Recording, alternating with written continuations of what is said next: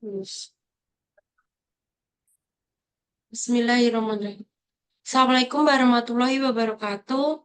Kami dari mahasiswa UHAMUKA dengan Fakultas Ekonomi dan Bisnis, Prodi Akuntansi, ingin menjelaskan tentang biaya relevan dan pengambilan keputusan jangka pendek.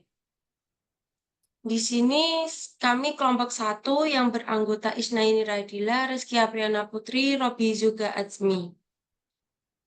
Biaya relevan. Biaya yang secara langsung berkaitan dengan keputusan tertentu dan akan berubah sebagai akibat dari pengambilan keputusan tersebut. Dalam konteks pengambilan keputusan, biaya relevan hanya mencakup biaya yang berbeda dari antara alternatif keputusan yang sedang dipertimbangkan.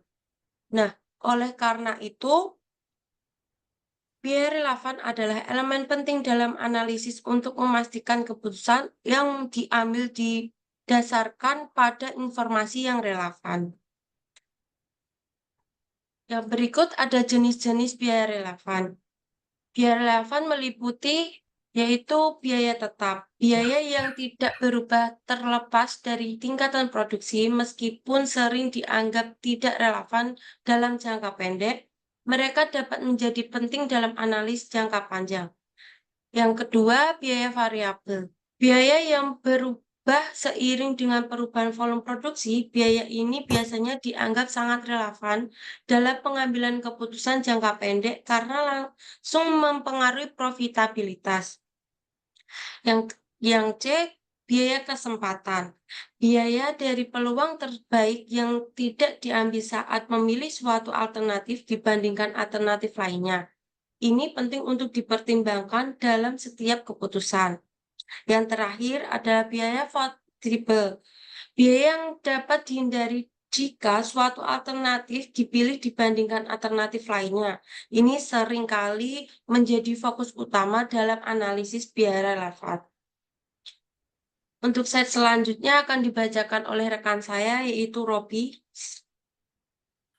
Oke, sebelumnya terima kasih kepada Mbak Reski telah memaparkan materi jenis-jenis biaya dan yang lainnya. Oke, di sini saya akan membahas tentang ciri-ciri biaya relevan. Apa sih ciri-ciri biaya relevan itu? Nah, kalau secara umum tuh, biaya relevan itu adalah konsep penting dalam akuntansi manajerial yang merujuk pada biaya yang nantinya akan mempengaruhi keputusan bisnis di masa depan nih. Kemudian ciri-ciri biaya relevan tuh ada berbagai aspek. Di sini saya akan paparkan. Yang pertama ada biaya masa depan, yaitu biaya yang akan terjadi di masa depan dan berhubungan dengan alternatif keputusan yang berbeda. Kemudian ada perbedaan antara alternatif. Nah, perbedaan antara alternatif ini harus berbeda di antara alternatif tindakan yang ada. Kemudian berguna untuk perencanaan dan pengendalian, yaitu bantu dalam menyusun anggaran perencanaan laba dan pengendalian kegiatan perusahaan. Kemudian dapat berubah, bersifat dinamis, dan dapat dirubah tergantung pada situasi atau keputusan yang diambil. Kemudian di poin terakhir untuk menghindari biaya tidak relevan, yaitu dalam proses pengambilan keputusan, penting untuk mengidentifikasi dan mengabaikan biaya yang tidak relevan, yaitu biaya yang tidak mempengaruhi hasil dari alternatif yang dipilih. Oke, kemudian di sini ada cara untuk menentukan biaya relevan. Nah, biaya relevan ini kan adalah biaya yang mempengaruhi pengambilan keputusan karena berkaitan langsung dengan pilihan yang sedang dipertimbangkan. Nah, di sini ada langkah-langkah untuk cara menentukan biaya relevan. Yang pertama ada identifikasi pilihan atau alternatif. Apa sih identifikasi pilihan atau alternatif itu? Nah, identifikasi pilihan atau alternatif itu berarti kita harus menentukan keputusan yang akan diambil seperti apakah akan melanjutkan produksi, membeli atau membuat barang sendiri atau menerima pesanan khusus. Kemudian ada tinjau biaya terkait dengan alternatif, yaitu memeriksa semua biaya yang timbul untuk masing-masing pilihan. Biaya relevan juga harus berubah tergantung pada alternatif yang dipilih. Kemudian ada fokus pada biaya diferensial, yaitu mengidentifikasi biaya diferensial, yaitu biaya yang berbeda antara dua atau lebih alternatif. Kemudian ada abaikan biaya yang tidak relevan. Contoh biaya yang tidak relevan itu antara lain kayak ada biaya hangus dan biaya tetap yang tidak berubah. Nah, biaya hangus ini atau sunk cost biaya yang sudah terjadi dan tidak dapat diubah. Misalnya kayak investasi awal pada mesin. Kemudian kalau untuk yang biaya tetap tidak berubah itu, misalnya bisa kayak sewa pabrik yang akan tetap ada terlepas dari pilihan yang diambil. Kemudian ada pertimbangkan pendapat relevan. Nah, selain biaya, kita juga nih harus memperhatikan juga nih pendapatan relevan yang hanya terjadi jika alternatif tertentu dipilih. Misalnya bisa dari pendapatan dari pesanan khusus. Nah, kemudian ada perhatikan faktor jangka panjang nih. Sebenarnya untuk beberapa keputusan ini seperti investasi besar, perhitungan biaya relevan dalam jangka panjang seperti kayak pemeliharaan atau penghematan energi. Nah, gitu. Boleh lanjut, Kak. Nah, kemudian di sini ada konsep biaya relevan dalam pengambilan keputusan. Nah, semua bentuk pengambilan keputusan oleh manajemen harus mempertimbangkan semua faktor yang dapat mempengaruhi pengambilan keputusan. Salah satu faktor yang mempengaruhi pengambilan keputusan ini adalah faktor biaya yang disebut dengan biaya relevan. Nah, semua keputusan ini berhubungan dengan masa depan nih, sehingga hanya biaya masa depan yang dapat menjadi relevan dengan keputusannya. Namun, untuk menjadi relevan, suatu biaya tidak hanya harus merupakan biaya masa depan, tetapi juga harus berbeda dari suatu alternatif dengan alternatif lainnya. Nah, apabila biaya masa depan terdapat pada lebih dari satu alternatif, maka biaya tersebut tidak memiliki pengaruh terhadap keputusan. Biaya demikian itu disebut biaya tidak relevan. Nah, kemampuan untuk mengidentifikasi biaya relevan dan tak relevan ini merupakan suatu keterampilan pengambilan keputusan yang penting. Nah, biaya relevan ini juga penting untuk pengambilan keputusan karena didasarkannya itu kepada konsep difference analysis for different purpose, yang berarti bahwa untuk tujuan yang berbeda, itu tuh sangat diperlukan analisis yang berbeda pula. Nah, karena itu, terdapat beberapa konsep biaya relevan untuk berbagai pengambilan keputusan, kayak biaya diferensial atau differential cost. Nah, itu apa sih biaya diferensial itu? Biaya diferensial itu adalah biaya yang berbeda pada berbagai alternatif pengambilan keputusan yang nantinya mungkin untuk dipilih. Kemudian dalam pengambilan keputusan, biaya diferensial dibandingkan dengan penghasilan diferensial untuk menentukan besarnya laba diferensial. Kemudian ada biaya trackable atau trackable cost adalah yang dapat diakui jejaknya pada si produk, pesanan, pusat biaya, departemen atau kayak ya divisi-divisi tertentu di dalam suatu perusahaan. Kemudian ada biaya kesempatan atau opportunity cost. Nah, opportunity cost ini adalah penghasilan atau penghematan biaya yang dikorbankan karena dipilihnya satu alternatif tertentu, sehingga penghasilan atau penghematan biaya tersebut perlu diperhitungkan sebagai biaya alternatif tertentu. Kemudian yang terakhir ada biaya incremental atau incremental cost, yaitu biaya-biaya yang ditambahkan atau biaya yang tidak akan dikorbankan apabila suatu alternatif proyek tertentu tidak dipilih untuk dilaksanakan. Mungkin slide selanjutnya akan dibacakan oleh Mbak Isnaini Radila. Ini nggak usah pakai earphone aja.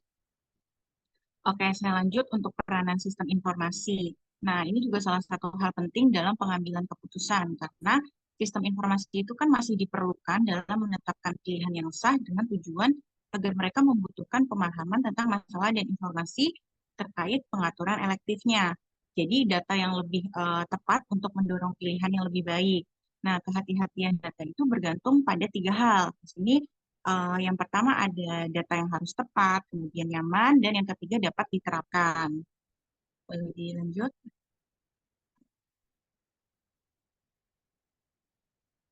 Nah, kemudian di sini ada pendekatan keputusan, yang dimana dalam pengambilan keputusan itu terdapat berbagai pendekatan yang dapat digunakan.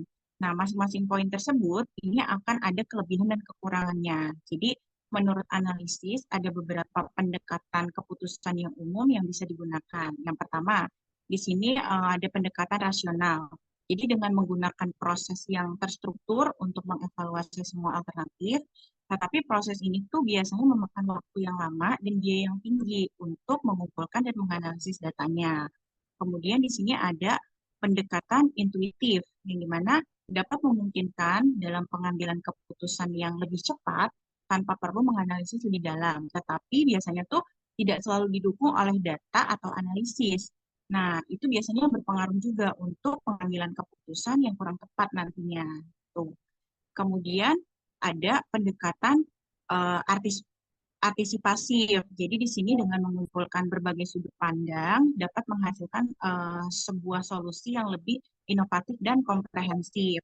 Kemudian, tetapi di sini tuh karena pendekatan tadi ada kesepakatan di antara banyak pilihan, kemudian menjadi tantangan tersendiri bagi pengambil keputusannya. Lalu ada pendekatan eksperimental di mana dapat dengan cepat menyesuaikan strateginya berdasarkan hasil percobaannya, tetapi hasilnya dari eksperimen tadi itu tidak selalu dapat diprediksi, sehingga ada risiko kegagalan apabila mengambil pendekatan ini. Boleh ini?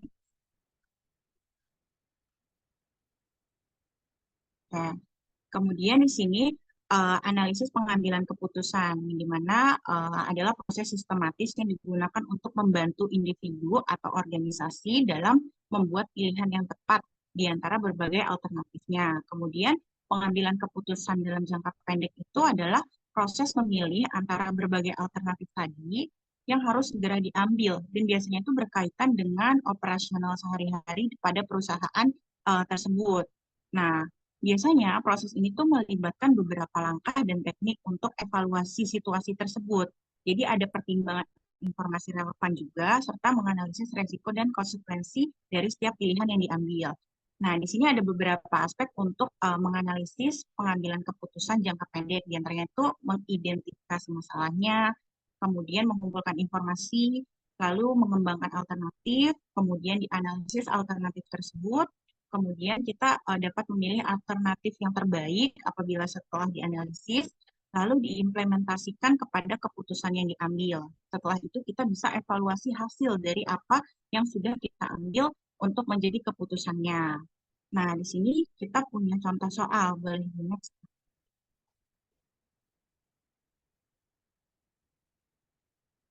Nah, di sini ada contoh soal. Jadi sebagai contoh, ada biaya produksi sendiri dari layanan pemrosesan komputer yang rata-rata itu 10.000 transaksi per bulan.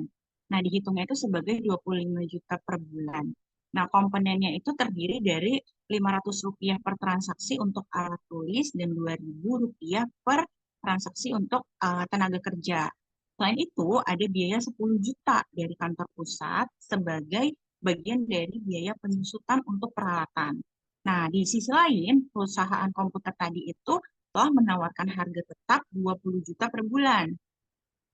Berdasarkan informasi ini, biaya alat tulis dan tenaga kerja adalah biaya variabel. Yang keduanya itu dapat dihindari jika pemrosesan tadi itu dialihdayakan. Namun, biaya penyusutan tadi kemungkinan akan menjadi biaya tepat bagi bisnis terlepas dari keputusan outsourcing-nya itu. Nah, oleh karena itu, hal ini itu dapat dihindari apabila biaya outsourcing tadi hanya akan dikeluarkan jika outsourcing itu terjadi. Nah, biaya 10 juta tadi itu biaya penyusutan tidak relevan. Jadi karena tidak dapat dihindari sebetulnya. Nah, oleh karena itu, biaya yang relevan untuk keputusan ini adalah yang ditunjuk pada penghematan 5 juta per bulan dengan mengalihdayakan layanan pemrosesan komputernya. Nah, untuk apa namanya pengerjaannya di sini ada gambarannya, teman-teman bisa lihat. Nah, di sini ada dua contoh yang dimana biaya yang relevan dengan biaya versus beli. Yang pertama di sini ada alat tulisnya. Jadi per transaksi dikali jumlahnya tadi, transaksinya ada berapa. Lalu untuk tenaga kerja juga sama. Nah, kemudian bagian dari biaya penyusutannya kita masukkan. Nah, total biaya relevannya itu di 35 juta. Tapi untuk biaya versus belinya di 30 juta. Itu apabila menggunakan apa namanya keputusan outsourcing tadi. Apabila tidak menggunakan keputusan outsourcing, itu caranya yang bagian bawahnya.